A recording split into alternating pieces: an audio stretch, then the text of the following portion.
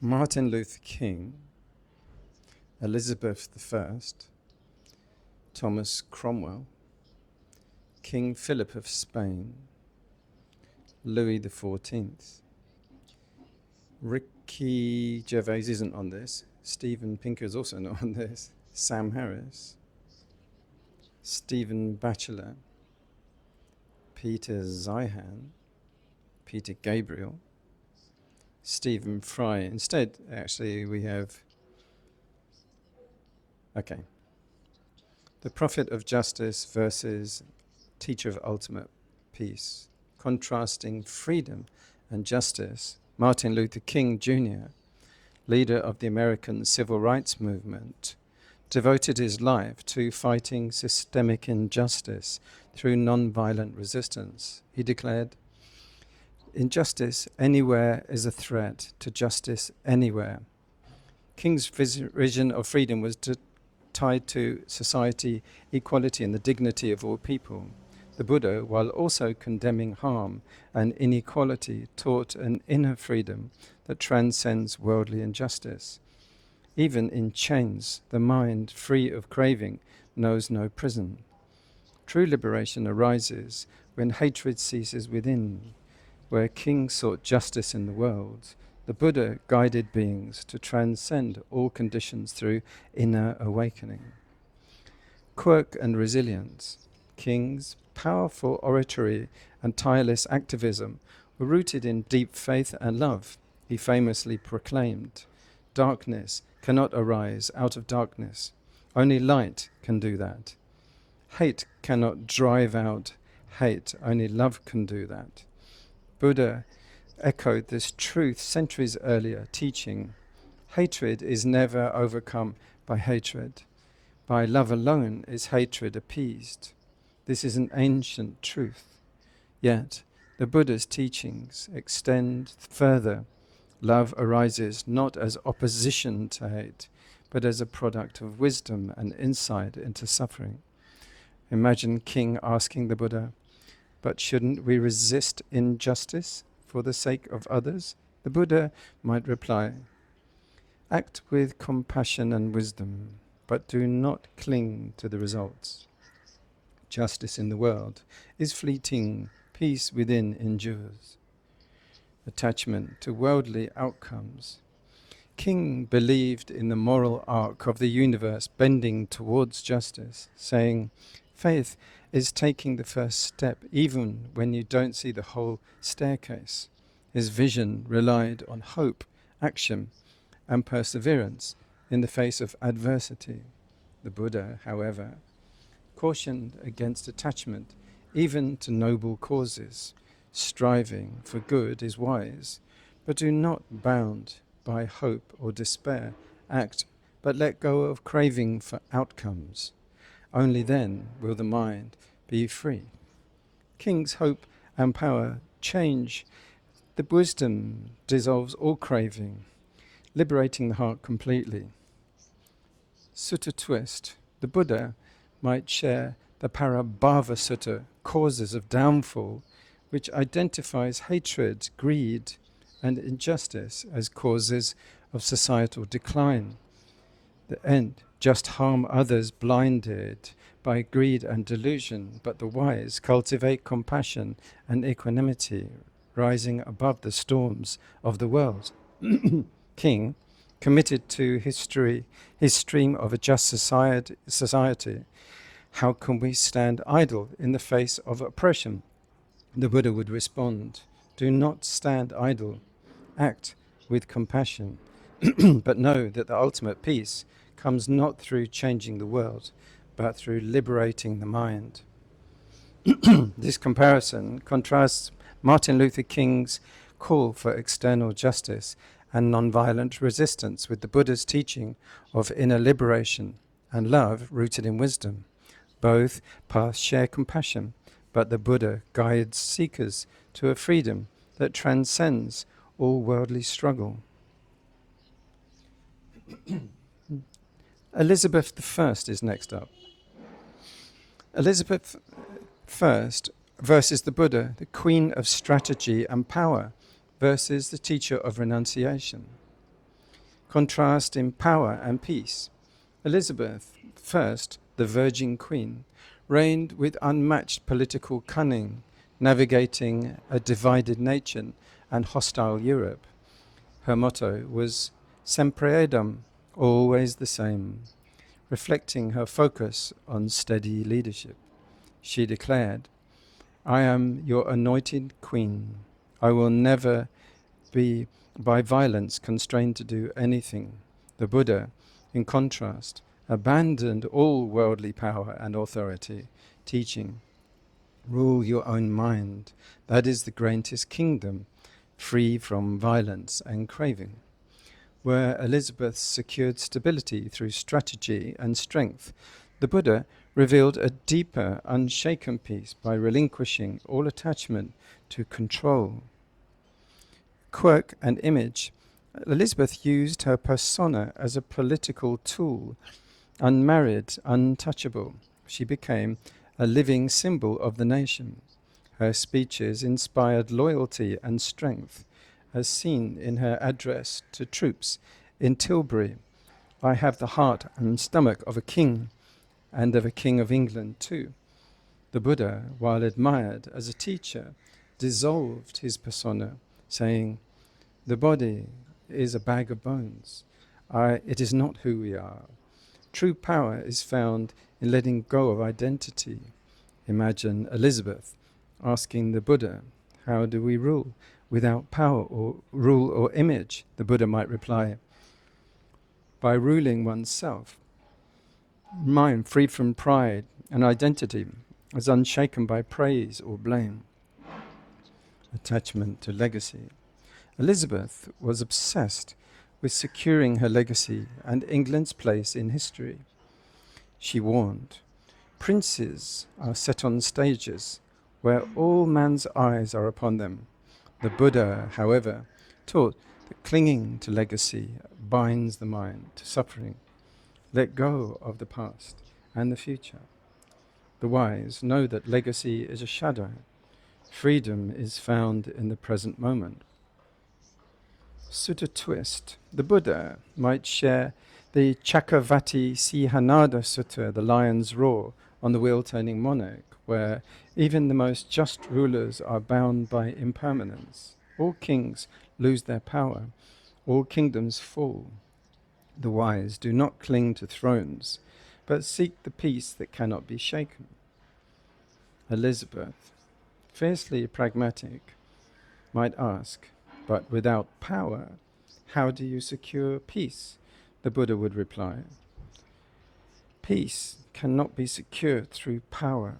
It arises when the mind lets go of craving and rests in stillness.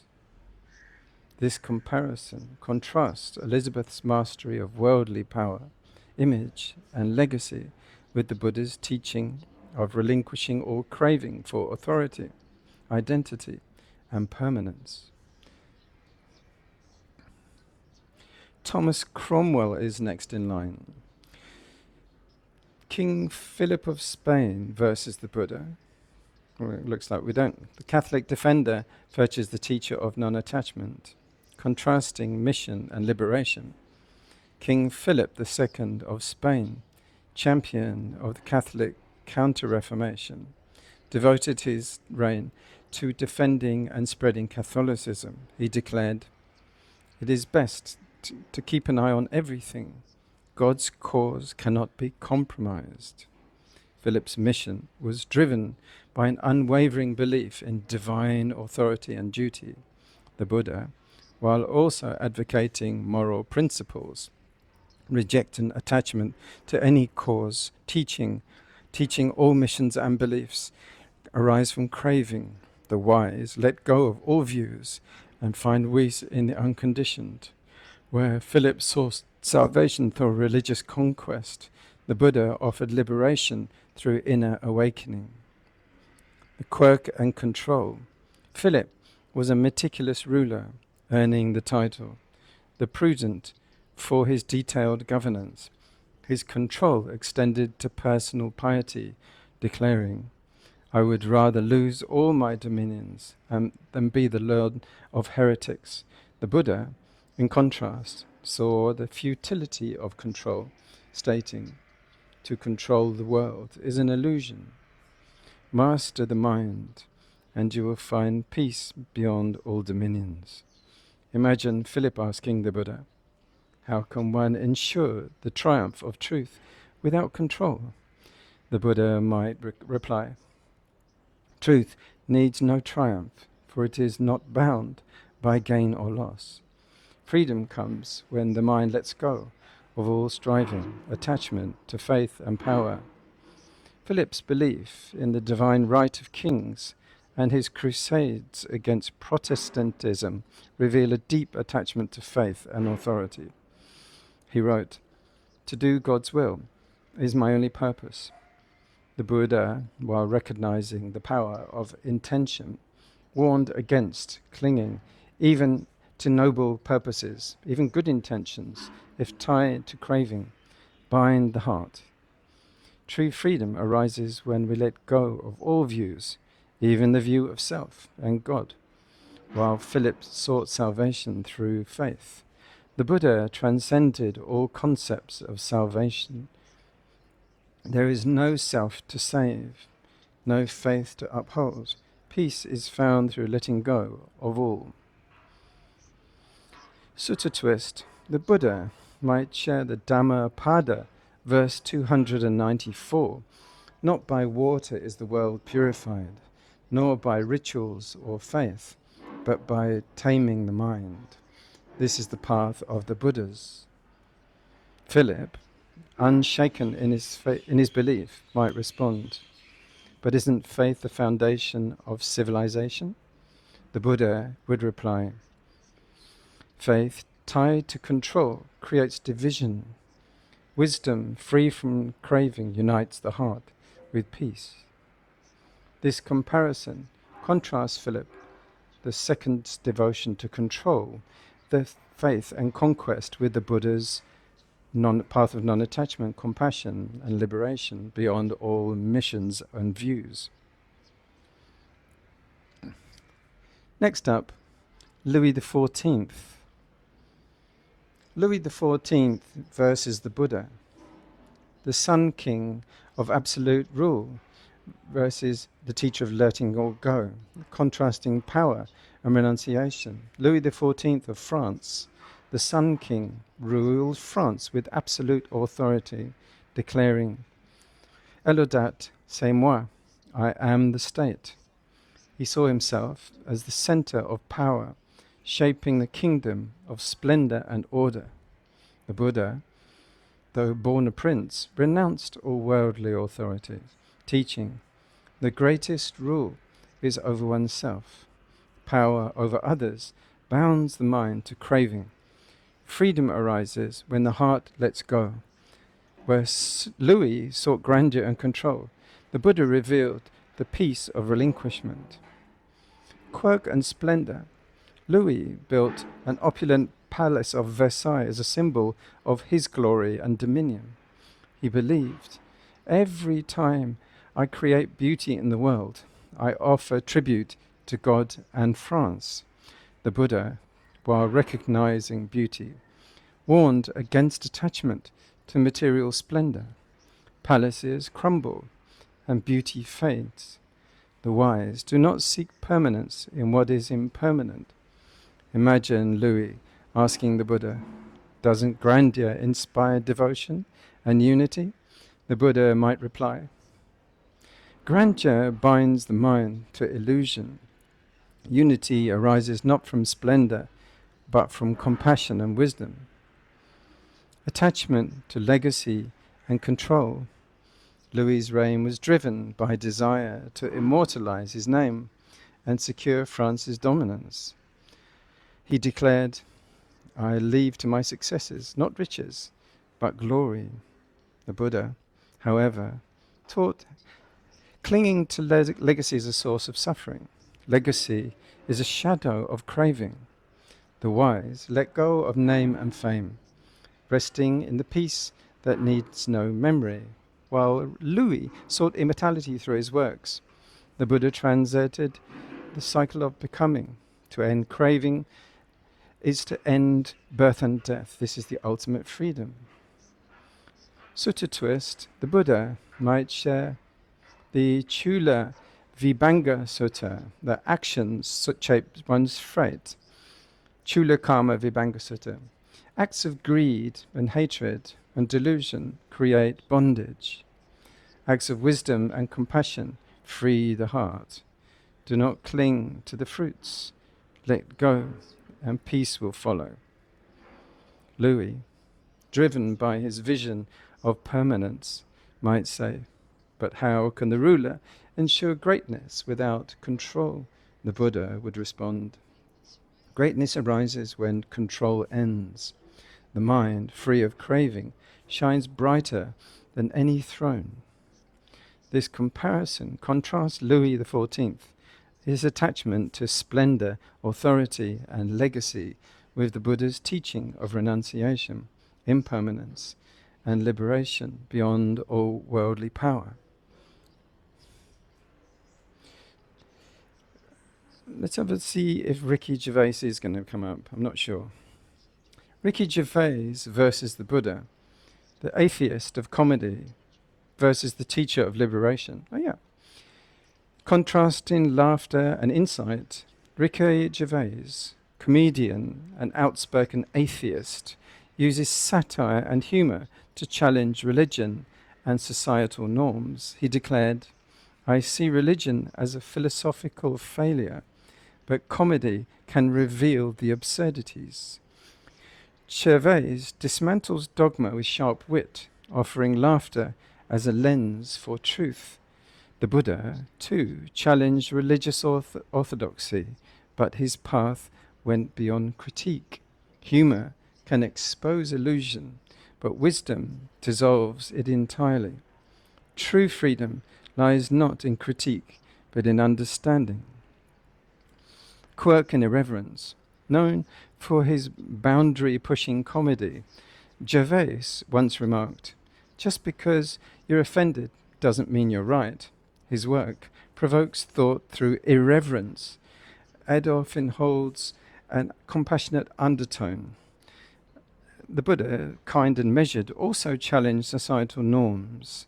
The wise do not fear offending untruths. Speak what is true, but let it be gentle and for the welfare of others. Imagine Gervais asking the Buddha, isn't laughter the best way to deal with the absurdity of life? The Buddha might reply, laughter reveals absurdity, but wisdom ends it. See beyond absurdity, and peace will follow. Attachment to disbelief and identity. Gervais defines much of his worldview as rooted in, through his disbelief in God. We are here for a short, glorious moment, and then it's over. Enjoy it. While the Buddha agreed on the impermanence of life, he warned against clinging to either belief or disbelief. The wise neither believe nor disbelieve. They see things as they are, letting go of all views to rest in peace beyond concepts. Where Gervais embraces the fleeting nature of existence, the Buddha transcends it entirely. Life is fleeting, but liberation lies beyond birth and death. Sutta twist. The Buddha might share the Brahmajala Sutta, which critiques all views, including atheistic ones. Those who cling to views, whether as eternalist or nihilist, are bound by them. The wise abandon all views, walking the path of insight and peace. Gervais, with his sharp humor, might reply, but isn't life pointless without something to laugh at? The Buddha would respond, life has no inherent point, but freedom lies in understanding this, where joy rises from a mind unbound by craving or fear. This comparison contrasts Ricky Gervais's irreverent wit and atheistic critique with the Buddha's path of compassion, wisdom, and liberation beyond both belief and disbelief. Next up is Stephen Dawkins. Okay, Richard Dawkins. So the evolutionary biologist and critic of religion might compare to the Buddha. Richard Dawkins versus the Buddha. The biologist of reason versus the teacher of transcendent wisdom. Contrast in understanding and liberation. Richard Dawkins, author of The God Delusion, critiques religion and advocates for reason and science as the foundations of knowledge. He wrote, "Science replaces private prejudice with publicly verifiable evidence. Dawkins sees truth in the observable and measurable. The Buddha, while valuing direct observation, transcended empirical truth, teaching truth lies beyond what can be seen or measured. The wise look inward, realizing the impermanence of all phenomena." Quirk and challenge. Dawkins is known for his unapologetic critiques of faith, calling belief in God a delusion that hinders human progress. He remarked, "Faith is the great cop-out, the great excuse to evade the need to think." The Buddha, too, rejected blind faith, but offered a path beyond critique. "Do not believe out of faith alone," he said, "but do not cling to disbelief. See clearly beyond views and find peace." Imagine Dawkins asking the Buddha, "Isn't reason enough to dispel illusion?" The Buddha might reply, "Reason dispels some illusions, but wisdom dissolves all clinging. Freedom lies beyond clinging, attachment to disbelief, and materialism."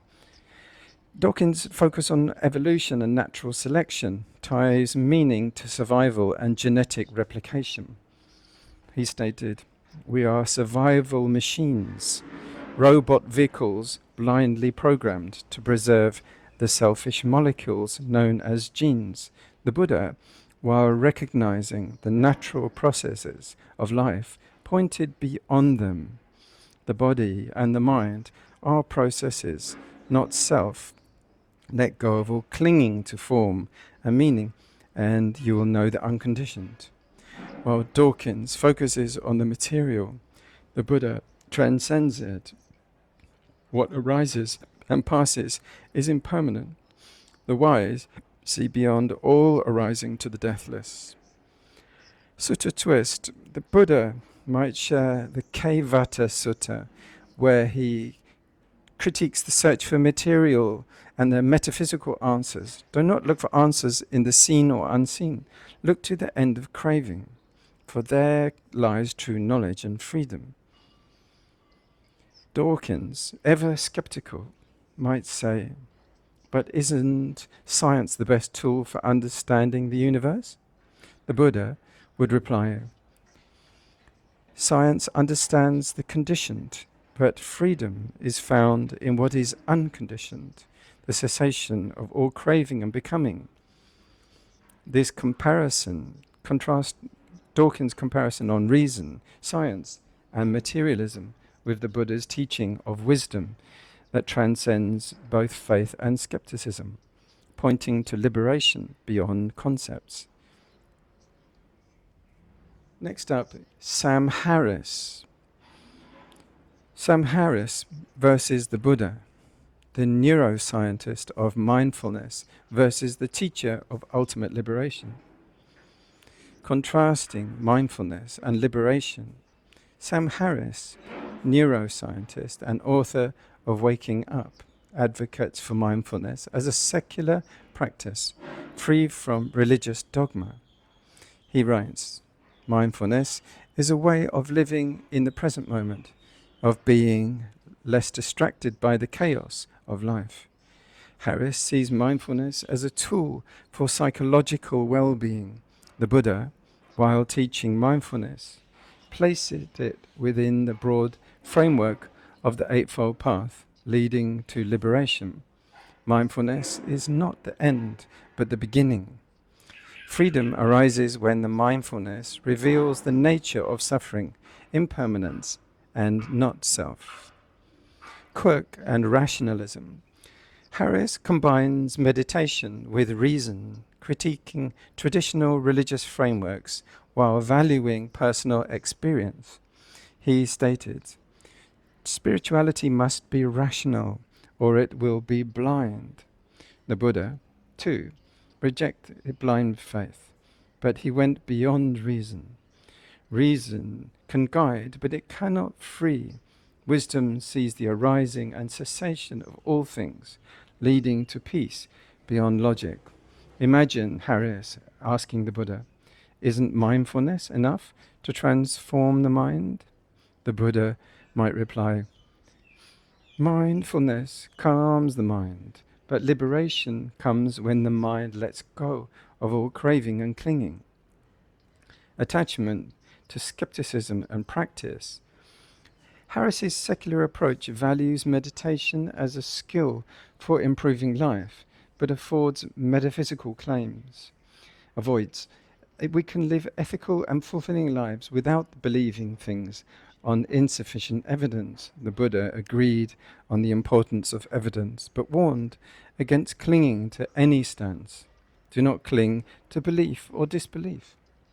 The path is not by views, but by releasing all attachments, while Harris sees meditation as a tool for navigating life's challenges. The Buddha pointed to the end of the challenges altogether. The meditation is the path to seeing clearly. But true peace arises when the path itself is abandoned. Sutta twist. The Buddha might share the Satipatthana Sutta, which outlines mindfulness as part of the greater process. Mindfulness sees the arising and passing away of all things. When wisdom knows their impermanence, the heart is freed from craving and clinging. Harris, with his pragmatic focus, might respond, "But isn't living a mindful life enough?" The Buddha would reply, "Mindfulness is a step, but not a goal. The goal. True peace lies beyond mindfulness, in the complete cessation of suffering." This comparison contrasts Sam Harris's secular mindfulness and rational spirituality with the Buddha's path of liberation through mindfulness, integrated with insight into suffering, impermanence, and not self. Stephen Batchelor is ready to step in next. Stephen Batchelor versus the Buddha, the secular interpreter versus the teacher of liberation beyond interpretation. Contrasting approach to the teachings. Stephen Batchelor, author of Buddhism Without Beliefs, approaches the Dhamma from a secular perspective, advocating for a reinterpretation of Buddhism as a philosophy rather than a religion. He writes, "The Buddha was not a mystic. His awakening was not a shattering revelation of a transcendent truth, but the opening of the human mind to the reality of the human condition. The Buddha, however, transcended the human condition entirely, teaching, the end of suffering is beyond all views, whether religious or secular. It is the unconditioned, known through direct insight." Quirk and pragmatism. Batchelor's works shows the Dhamma of metaphysical claims, focusing on its practical aims to modern life. He stated, "Buddhism is not something to believe in, but something to do." The Buddha, while practical in his teaching, pointed to liberation that goes beyond the pragmatic. The path is not merely what you do, but what you see. Wisdom arises when the mind is freed from all doing and all clinging. When Imagine Batchelor asking the Buddha, "Can't the teachings be reimagined to reflect our times?" The Buddha might reply, "Teach what is skillful, but do not alter the essence. The Dhamma leads to freedom, not to modernity." attachment to rationalism and redefinition. Bachelor secular approach reflects a deep commitment to making the teachers relevant to a skeptical age. He remarked, what matters is not whether we believe in rebirth, but how we respond to life here and now with integrity and compassion. The Buddha, while emphasizing present moment awareness, cautioned against limiting the teachings to rational frameworks. Compassion and integrity are essential, but wisdom sees beyond this life, beyond concepts of existence and non-existence. While Bachelor reinterprets the Dhamma to fit to the modern world, the Buddha revealed a path that transcends the world altogether. Sutta twist, the Buddha might share the Kaccayana Sutta, where he rejects eternalism and non-eternalism. Existence and non-existence, the wise see the arising and ceasing of phenomena, letting go of all views. This is the middle way. Bachelor, with his focus on reinterpretation, might respond, but isn't reinterpretation necessary to keep the teachings alive? The Buddha would reply, the teachings are alive when they lead to freedom. Alter them too much, and they bind instead of liberate. This comparison contrasts Stephen Batchelor's rational, secular reimagining of the Dhamma with the Buddha's path of liberation, beyond all interpretation, clinging and conceptualization. Peter Zeihan, the geopolitician, Geo versus the Buddha, the geopolitical strategist versus the teacher of liberation beyond systems. Contrasting focus on the future, Peter Zeihan, geopolitical analyst and author of The Accidental Superpower, predicts global trends based on demographics, geography, and economics. He states, geopolitics is the unavoidable interaction between physical reality and human ambition. Zeihan focuses on understanding systems to navigate the future. The Buddha, however, taught that freedom lies not in predicting or controlling systems, by transcending them. All systems are impermanent. The wise see beyond the rise and fall of nations to the unconditioned peace that does not arise or cease. Quirk and systemic thinking. Zeihan's sharp analysis combines engaging narratives offering a pragmatic approach to global challenges. He argues, the world isn't fair, it's a series of advantages and disadvantages. The Buddha, while recognizing inequalities, revealed that ultimate peace comes from letting go of the very framework of gain and loss. What is fair or unfair is rooted in craving and aversion. True freedom is found when the mind is unshaken by advantage or disadvantage.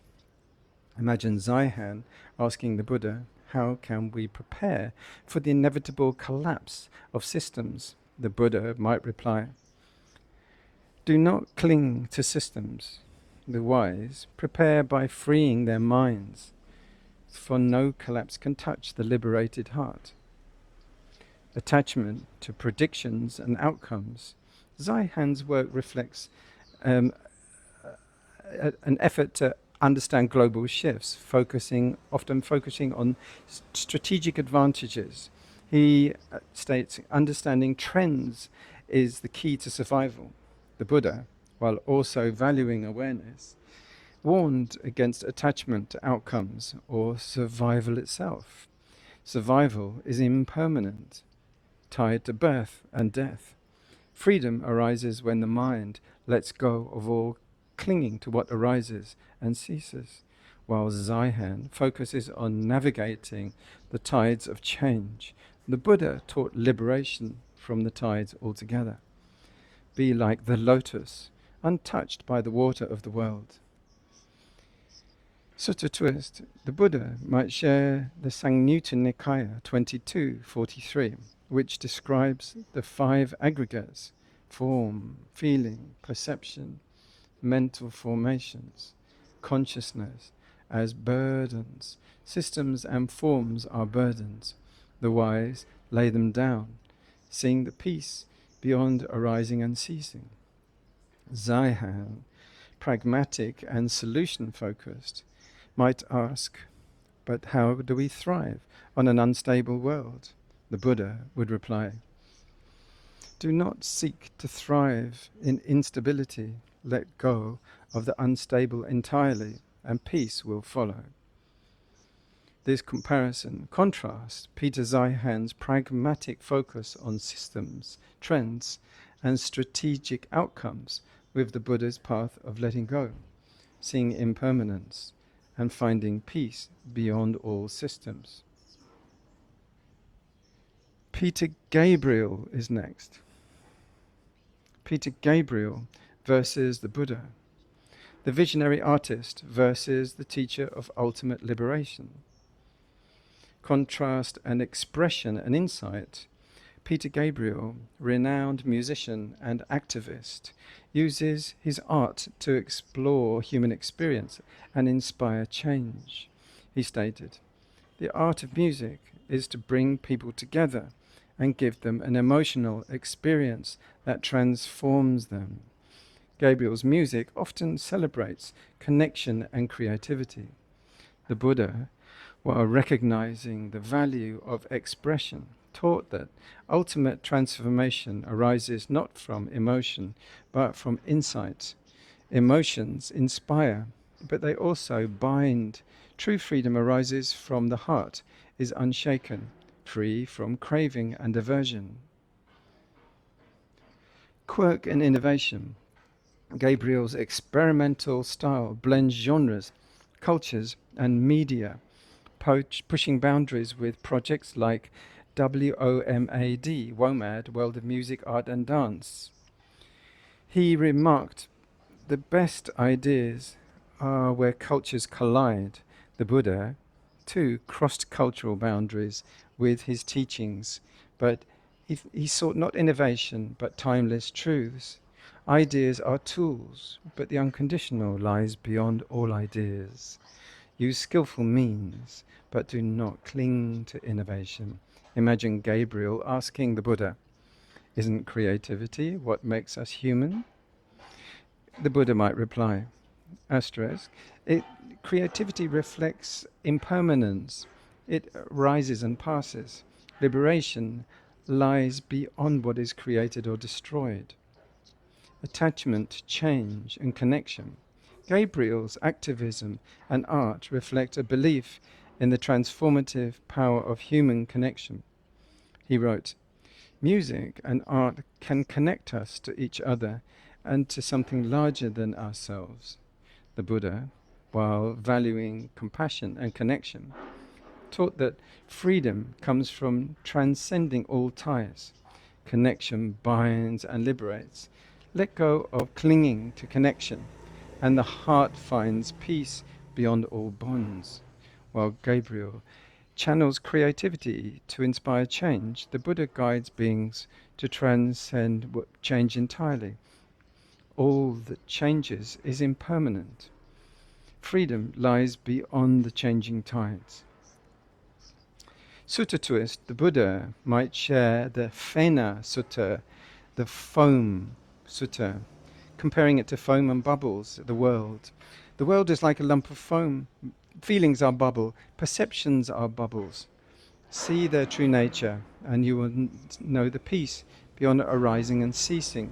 Gabriel, ever imaginative, might ask, but isn't the act of creating, meeting the purpose of life? The Buddha would reply, meaning is fleeting, bound by conditions. Peace arises when the search of meaning ends and the mind rests in stillness. This comparison contrasts Peter Gabriel's visionary creativity and focus on connection with the Buddha's path of insight, renunciation, and liberation beyond creation and change. Stephen Fry.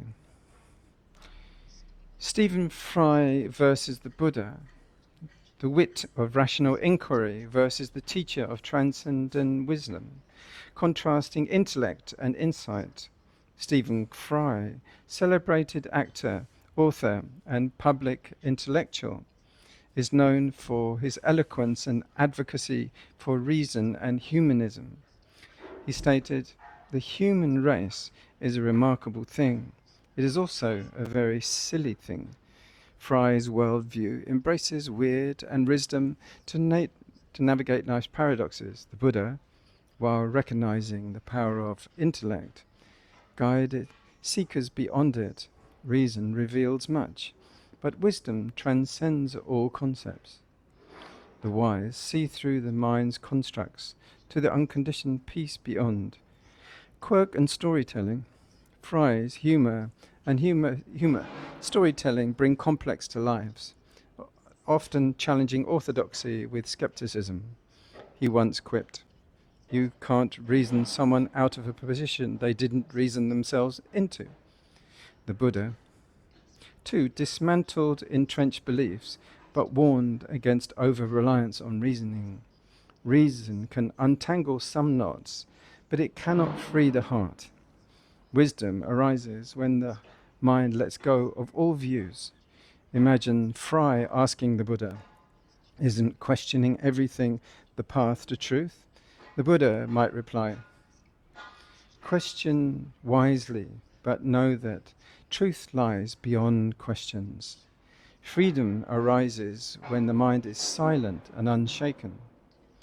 Attachment to skepticism and individuality. Fry often critiques dogma, particularly religious authority, stating, "The only reason to accept a belief is if it's true, and truth demands evidence." The Buddha rejected also blind faith, but cautioned against clinging also to skepticism. Do not cling to belief or disbelief. The wise walk the middle way, free from all views, finding truth through direct insight, while Fry celebrates individuality. The Buddha revealed the illusory nature of self. The self you defend is impermanent, not self. Let go of the illusion, and you will find lasting peace. Sutta twist. The Buddha might share the Brahmajala Sutta, which critiques all views, including skeptical ones. Those who grasp at views, whether of existence or non-existence, are bound. The wise abandon all views and walk the path of peace. Fry, with his characteristic wit, might say, "But isn't doubt what keeps us honest?" The Buddha would say, "Doubt reveals questions, but not answers. The wisdom sees beyond that, resting in the freedom of the unshaken mind." This comparison contrasts Stephen Fry's skeptical humanism, wit, and love of reason with the Buddha's teaching of transcending all views and concepts and attachments to find liberation. I hope this resonates well. Ready for the next list.